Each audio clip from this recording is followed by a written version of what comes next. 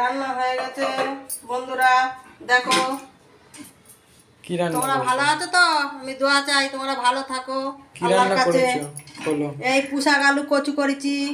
আচ্ছা, এটা আজকের এই যে কুমড়ো রান্না হয়েছে। আর এটা। আর এটা কিমা। ওহো, আর এটা ভাত আছে। কিমাটা কিমাটা কিমাটা দেখাও কিমাটা। তোমরা ভালো আছো তো? দেখো।